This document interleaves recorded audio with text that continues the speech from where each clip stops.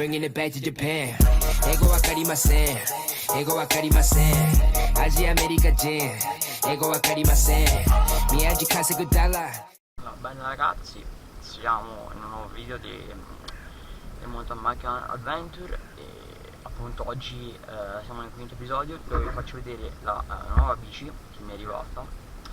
Mi è arrivata precisamente 2 settimane fa, ma ho voluto aspettare a registrare qualche clip giusto per ambientarmi un po' sulla nuova bici, visto che passando da una 26 a una 27,5 la differenza si nota e quindi volevo proprio aspettare proprio per capire le varie geometrie e le varie cose. Allora, diciamo che mi sto trovando molto bene sia sul punto di vista degli ammortizzatori, ma anche sotto il punto di vista delle geometrie, dato che appunto è una bici di tutto rispetto. Con bici di tutto rispetto diciamo che è una bici che offre delle prestazioni più che ottime su tracciati di ad esempio gravel, enduro e cross country. Senza perdere altro tempo, appunto passiamo alla bici.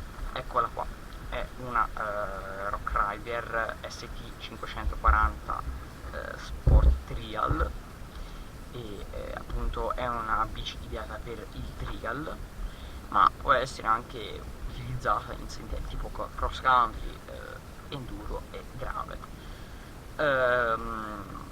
Mi sto trovando molto bene con questa bici, come ho detto prima, grazie alle sue geometrie. Forse una piccola pecca, l'angolo di sterzo un po' chiuso, ma quello non ci si può fare niente.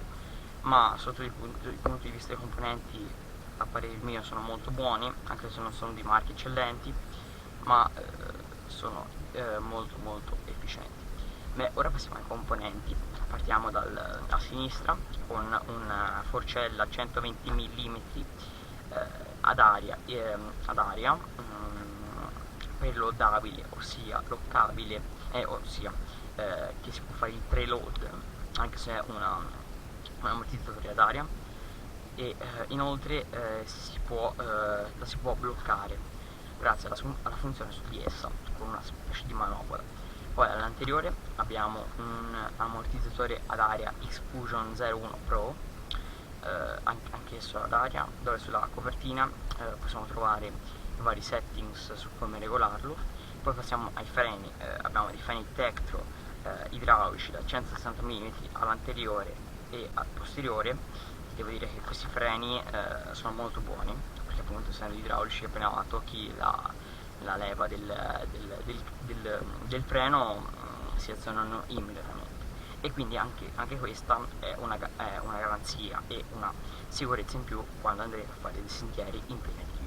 Poi passiamo alla trasmissione. Abbiamo uno Shimano Altus da 2 corone all'anteriore e un pacco pinoni da 9. Devo dire anche questo molto buono, considerando che anche quando premi la levetta i comandi rispondono immediatamente alle esigenze, pertanto lo classifico come una buona trasmissione. E niente, poi passiamo ai copertoni. Sono degli All Condition Light della Rock Rider 27,5x2,1, già dotati della funzione Tubeless Ready, ossia del tubeless, quell'involucro di plastica che si mette tra il copertone e la camera d'aria in modo di attutire le forzature. E di preciso nei prossimi episodi vi farò vedere cos'è, come funziona, e appunto metterò il Thanos Armor, perché secondo me è uno dei migliori sul mercato dei vari tubeless, appunto. E stessa cosa all'anteriore. Ok, vi stavo dicendo che appunto sono dei copertoni con la funzione tubeless ready anche al posteriore, quindi molto performanti. E niente raga, questa bici ve la consiglio, anche perché è una bici che è di tutto rispetto, per il prezzo che vale è di tutto rispetto.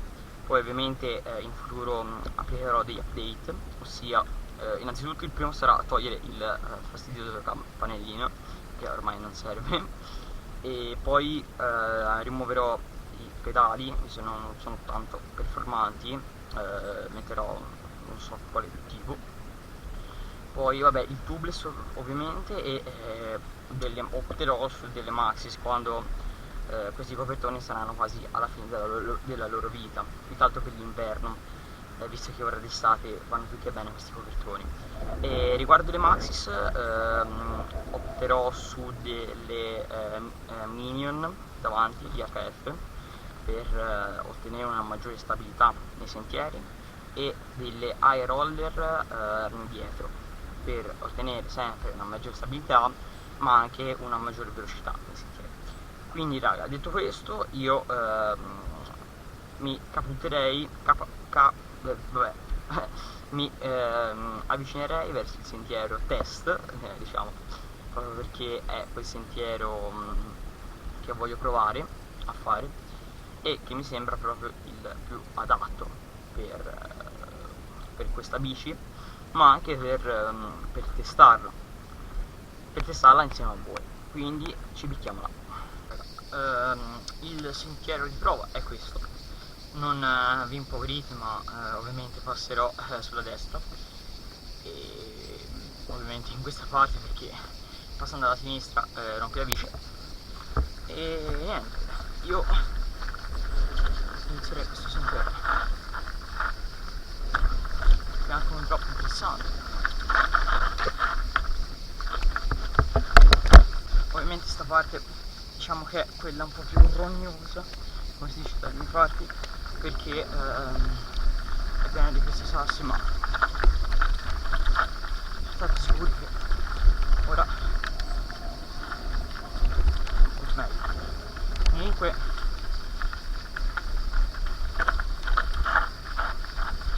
cioè, si nota veramente la differenza tra una 27,5 full da una 26. Cioè qui il minimo salto, il minimo drop lo attutisce in una maniera incredibile, mentre in quell'altra bici no, perché ovviamente, a parte che era ultra vecchia, però era front, quindi ora sto un attimo zitto ragazzi, perché mi voglio concentrare sul percorso, visto che non l'ho mai fatto.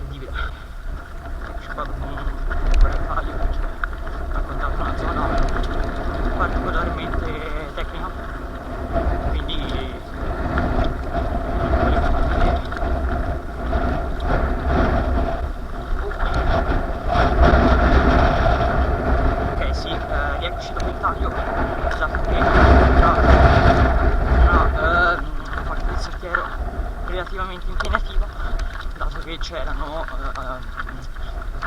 dei massi dove dovevo scendere, appunto, poiché era impossibile fare il pizzello, ma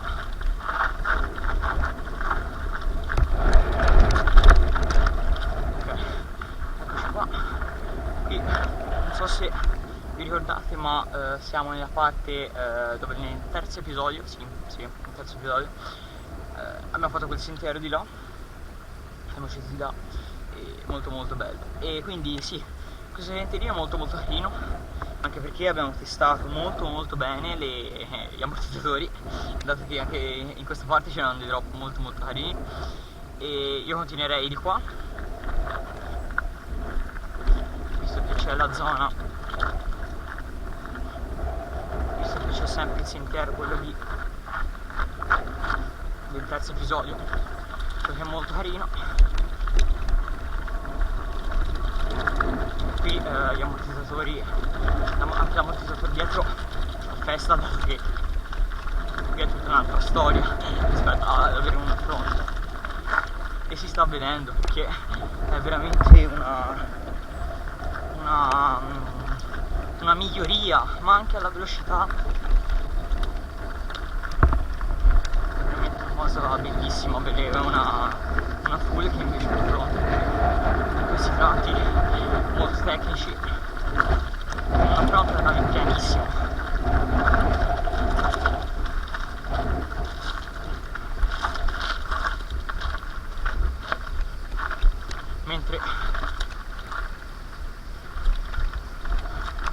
Mentre ora con questa bici è tutta un'altra cosa, ragazzi. Ora sto facendo un pochino di fuorisella, giusto per non cappottarmi, e rieccomi qua perché sempre l'ennesimo taglio, perché c'era quel masso strano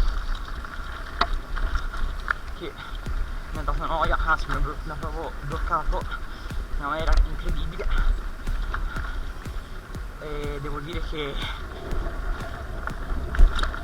questo sentiero insieme a quello sopra è molto molto carino, con una bici full ti diverti veramente.